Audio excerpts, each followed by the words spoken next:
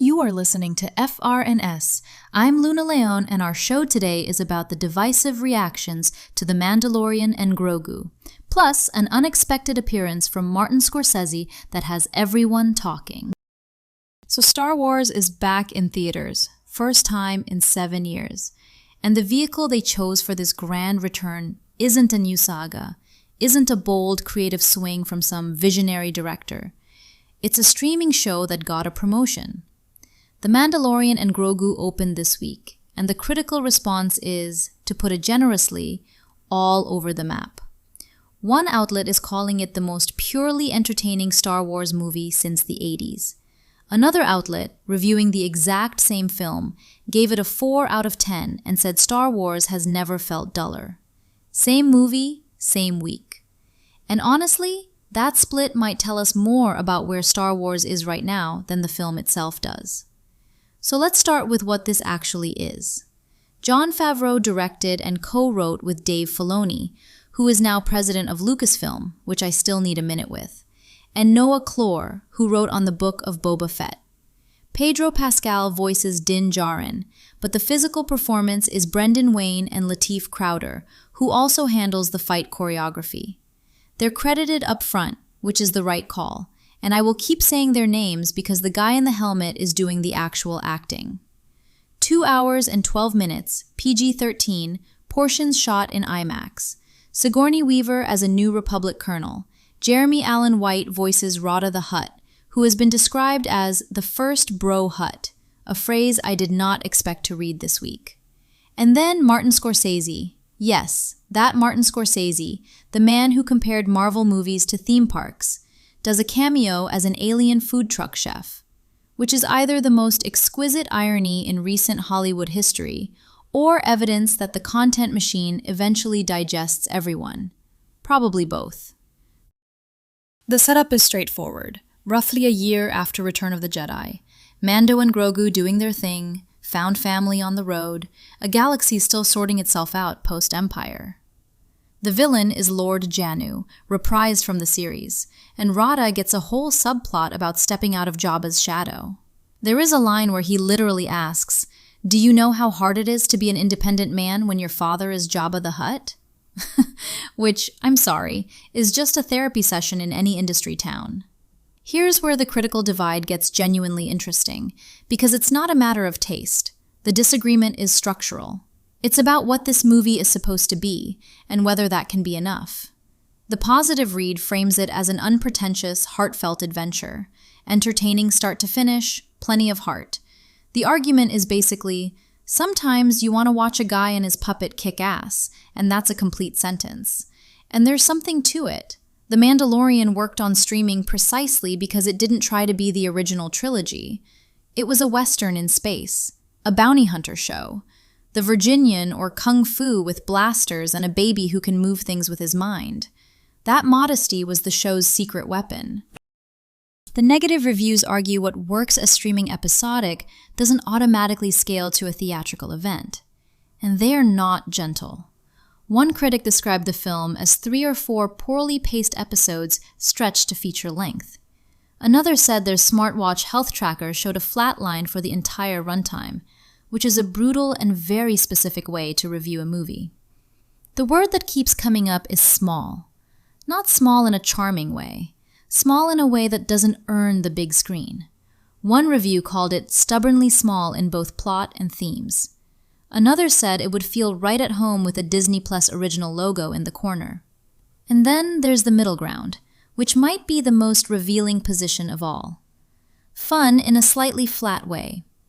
Good enough to make you wish it had been better. That's a very specific kind of disappointment, when you can see the better version it could have been, and you're watching the version that decided not to try. Even the individual elements contradict each other. Pedro Pascal's vocal performance is, per one outlet, unmistakable and moving. Per another, he sounds as checked out as he's ever been.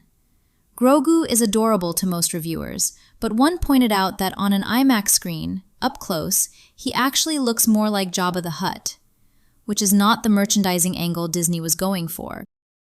And look, we should talk about the merchandising, because it has always been part of this equation. Grogu exists at least partly because someone realized a baby Yoda would sell an absurd number of plush toys.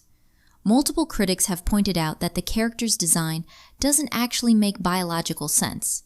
Yoda looked ancient because he was 900 years old, so an infant of his species shouldn't have the same wrinkled features. But logic was never the point. The point was a tiny green puppet, and it worked. 1,000 memes, 1,000,000 plush toys. The question this film raises is whether that kind of appeal, cuteness, comfort, familiar IP, can sustain a 2-hour theatrical experience, or whether it needs the weekly drip to work. This gets at the tension Disney has been wrestling with for a while. The franchise has become, as one critic put it, a glorified tour of a billionaire's expanding playworld. Ahsoka, Boba Fett, the Mandalorian series, all feeding each other, building out a universe that's simultaneously enormous and somehow shrinking. Every generation has its Star Wars. The originals are the holy grail. The prequels have undergone a millennial-driven rehabilitation that would have seemed insane 15 years ago. The sequels are still divisive, though, give it time, revisionism comes for everything. And the streaming era produced Andor, which proved you can make something genuinely ambitious in this universe if you take real creative risks. But nobody seems to be asking the obvious question. What does it mean that the franchise's big theatrical comeback is a movie most critics describe as fine? Not great, not terrible, just fine. Competent, efficient. Those aren't words that launched a cultural phenomenon in the late 70s. Star Wars used to colonize your imagination. It was designed to feel bigger than anything you'd ever seen. And now we're litigating whether it's good enough. The Scorsese cameo keeps nagging at me because it's almost too on the nose. Here is a filmmaker who publicly questioned whether franchise filmmaking constitutes cinema, doing a bit part in a Star Wars movie that critics are questioning on exactly those grounds. Is it a wink? Is it surrender? Is it a paycheck and a fun afternoon? I genuinely don't know. And full disclosure, I'm an AI talking to you about a man who voices an alien food truck chef. So we are all somewhere strange together. Moving on. What this film's performance does matter beyond its own box office. Disney is watching to see if the streaming to theatrical pipeline works. Whether you can take something people watch on their couch and convince them to pay $15 and drive to a theater for it. The reviews suggest that's not a guaranteed proposition. When the best case is most entertaining since the 80s, and the worst is a 4 out of 10, you're not looking at the consensus that drives massive word of mouth.